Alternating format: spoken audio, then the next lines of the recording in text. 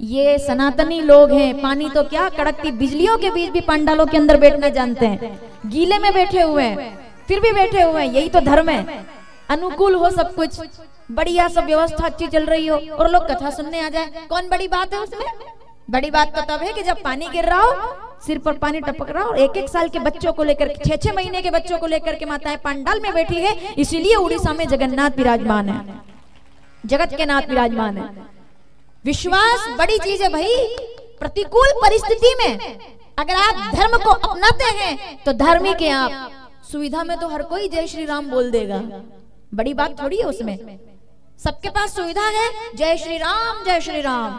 आज जय श्री राम करना बहुत छोटी बात है, उस समय जय श्री राम करना बहुत बड़ी बात थी। जब 1992 में जरूरत थी, उस दिन जरूरत थी जय श्री राम बोलने की, 6 दिसंबर को, कि जिस दिन आवश्यकता थी कि गोलियां थी, बंदूकें थी, लाठियां थी, घर से निकाल निकाल करके मारा जा रहा था लोगों को, तब भी लोग कह रहे थे जय श्री राम जय श्री राम। और उसका परिणाम है अयोध्या का राम मंदिर। अयोध्या के राम मंदिर इस चकाचौंध में जो लोग आज दर्शन करने गए हैं वो तो केवल दर्शन करने गए हैं, जिनने मंदिर बनवाया है वो तो 1992 के लोग थे। जो देख रहे हैं ऊपर से कहीं कोठारी के लाल की तरफ, कैसे कैसे कितने ही लड़के, ऐसे कितने ही नौजवान, युवा, बेटे बेटियां, सब लाखों लोग गए थे और हजारों की संख्या में लोग मारे गए थे अयोध्या के अंदर, कि परिंदा भी पर नहीं मार सकता। तब हिंदुओं की टोली, सनातनियों की टोली गई थी और लोगों को उनकी औकात बताई थी कि सनातन का क्या ताकत है और सनातन के आगे तुम्हारा मूल्य क्या है। ये बात है। प्रतिकूल परिस्थिति में जो नाम भगवान का ना छोड़े वही भक्त कहलाता है, वही मनुष्य कहलाता है। कि हर बार परिस्थिति आपके साथ नहीं होगी, हर बार जो परिस्थितियों के अनुसार चले उसे इंसान नहीं कहते। जो परिस्थितियों से हार जाए उसे इंसान नहीं कहते। जो परिस्थितियों से डर जाए उसे इंसान नहीं कहते। जो परिस्थितियों को अपने अनुसार बनाए उसको इंसान कहते हैं, वो मनुष्य कहलाता है। कि आप प्रतिकूल परिस्थिति में बनो ना, आप प्रतिकूल परिस्थिति के अंदर आनंद लो ना। घर के अंदर भोजन बनाते हो, रोज बनाते हो, काय पे बनाते हो बताओ, किस पे बनाते हो भोजन, किस पे बनाते हो? फिर मैं कथा शुरू करूंगी। गैस पे बनाते हो सब, है ना, गैस चूल्हा सब व्यवस्थित रहता है।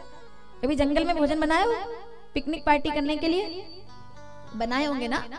इतना क्या कंफ्यूजन वाली बात है, छोटी सी बात है, बताओ। हाँ बनाए, जंगल में भोजन किया कभी बना के? ठीक है।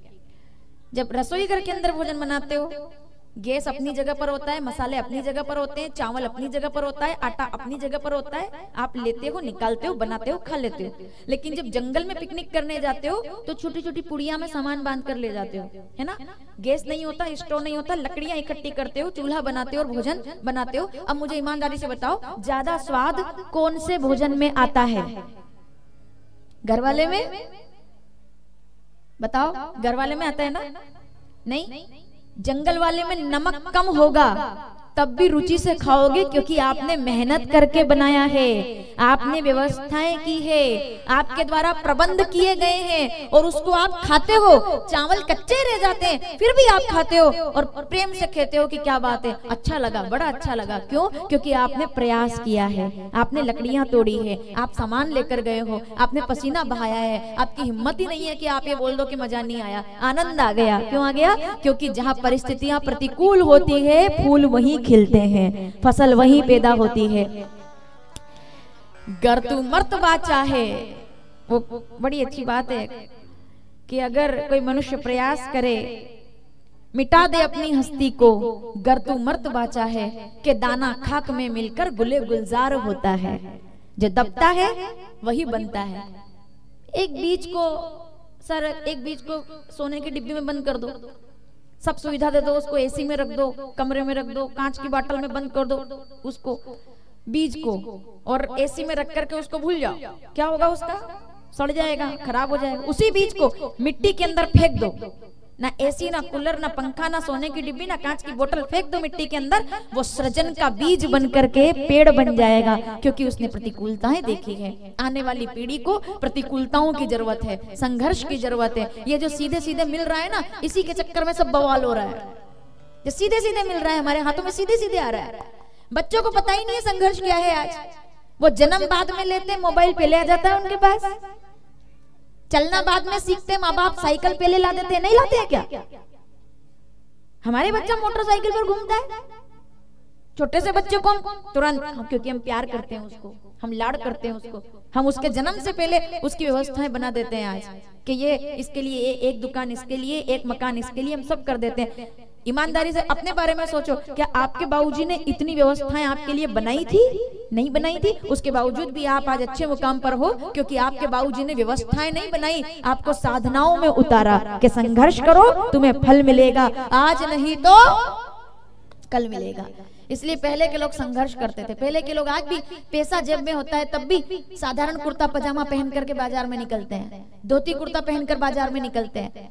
एक कुर्ते को 2-2 साल चला लेते हैं वो, और आपका 25 साल का लड़का एक टी शर्ट 3 महीने के अंदर पुरानी करके फेंक देता है, दूसरी बार पहनता नहीं उसको वो, कि नहीं पुरानी हो गई है। क्यों? क्योंकि संघर्ष नहीं है, उसको पता ही नहीं कैसे कमाया जाएगा, क्योंकि वो तो अभी हवा में। उसके पास 20 साल की उम्र में 80,000 की मोटरसाइकिल है, काहे का मेहनत करे वो।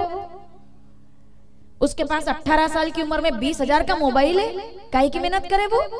हमने हमारी जनरेशन में देखा ही नहीं था ये सब, जो आज के बच्चे। मैं गलत बोल रही हूँ क्या? ये बात इसलिए शुरू कर रही हूँ क्योंकि आज राम जी का वनवास होगा, और मैं अयोध्या के राजकुमार राम जी की कथा आपको आज नहीं सुना रही। आज मैं वनवासी श्री राम की कथा आपको सुनाने जा रही हूँ कि जिन्होंने वनवास लिया और कांटों पर चल करके, क्या जरूरत थी, मना कर देते कि नहीं जाऊंगा वन में, इनकार कर देते, क्या हो जाता? बात घर में थी, घर की घर में खत्म हो जाती, कमरे से बाहर भी नहीं आती बात, अगर राम जी चाहते तो। ठीक है, अगर राम जी चाहते वही बात खत्म हो जाती। किसी को पता है महल में क्या चल रहा है, किसको पता है क्या? बाहर तो दीपक लग रहे थे। अब बताइए, क्या ऐसा हो सकता था? बिल्कुल हो सकता था। राम जी चाहते तो सब हो सकता था, क्योंकि हो ये वही जो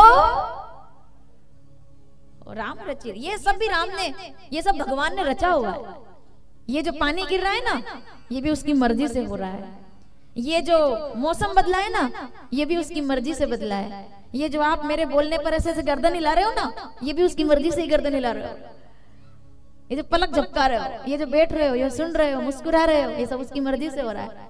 हम तो कठपुतलियों की तरह नाच रहे हैं बस, क्योंकि काम को हमद दम बना जाके। रामचरितमानस अरण्य कांड 15वां दोहा 6ठी चौपाई, नीचे वाली लाइन गोस्वामी जी ने लिखा, काम को हमद दम्ब न जाके, तात निरंतर बस में ताके, जिनके कपट दम्ब नहीं माया, जिनका हृदय पवित्र है, शुद्ध है, वही भगवान प्रकट होते हैं। और वास्तविकता यही है कि जिसने भगवान ईश्वरीय इच्छा पर खुद को ढाल लिया,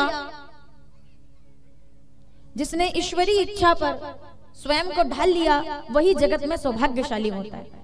तो आइए श्री राम कथा का 5म दिवस प्रारंभ करते हैं। छोटी सी वंदना गा लेते हैं, क्योंकि फिर मैं भूल जाऊंगी वंदना, क्योंकि होना था वंदना तो प्रारंभ करनी थी हमको, लेकिन आपके जैसे लोग अच्छे जब कथा सुनने आते हैं तो समय ऐसे ही निकल जाता है। आइए प्रणाम करते हैं जल्दी से, और श्री राघवेंद्र सरकार के चरणों